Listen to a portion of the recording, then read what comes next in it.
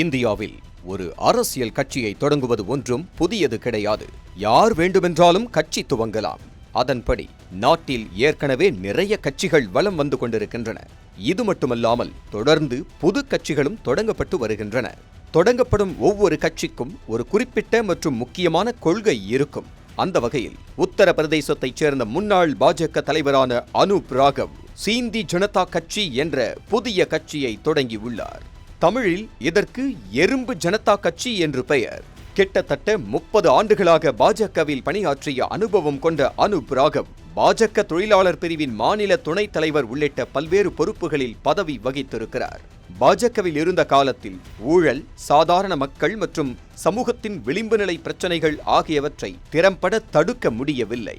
எனவே சமூகத்தின் நலிவடைந்த பிரிவினருக்கு வலுவான குரலை வழங்குவதை நோக்கமாக கொண்டு ஒரு சுதந்திரமான அரசியல் பாதையை வகுக்க முடிவு செய்தே இந்த கட்சியை தொடங்கியுள்ளதாக அனூப் ராகவ் தெரிவித்துள்ளார்.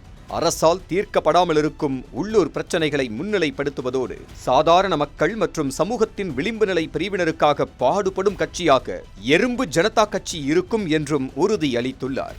கடின உழைப்பு, ஒழுக்கம், ஒற்றுமை மற்றும் விடாமுயற்சி போன்றவற்றுக்கு எடுத்துக்காட்டாக எறும்பு விளங்கி வருவதால் அதன் குணங்களால் ஈர்க்கப்பட்டு தனது புதிய கட்சியின் பெயரில் எறும்பு என்ற வார்த்தையை சேர்த்திருப்பதாகவும் அனூப் ராகவ் விளக்கம் அளித்திருக்கிறார். உத்தரப்பிரதேசத்தில் வருகிற 2027ஆம் ஆண்டு சட்டமன்ற தேர்தல் நடைபெற உள்ளது. இதையடுத்து அந்த சட்டமன்ற தேர்தலில் எறும்பு ஜனதா கட்சி போட்டியிடுவதற்கான திட்டங்களையும் அனூப் ராகவ் அறிவித்துள்ளார். விசித்திரமான பெயரை கட்சிக்கு வைத்திருந்தாலும் அதன் கொள்கைகள் உண்மையிலேயே பாராட்டும் விதமாகவே இருக்கிறது என்றுதான் சொல்ல வேண்டும். ஏற்கனவே சோசியல் மீடியாவை கலக்கி கொண்டிருக்கும் காக்ரோச் ஜனதா பார்ட்டிக்கு டஃப் கொடுக்கும் விதமாக தொடங்கப்பட்டிருக்கும் எறும்பு ஜனதா பார்ட்டியின் தாக்கம் உத்தரப்பிரதேச அரசியல் வட்டாரத்தில் எந்த மாதிரியான தாக்கத்தை ஏற்படுத்தும் என்பதை பொறுத்திருந்து பார்க்கலாம்.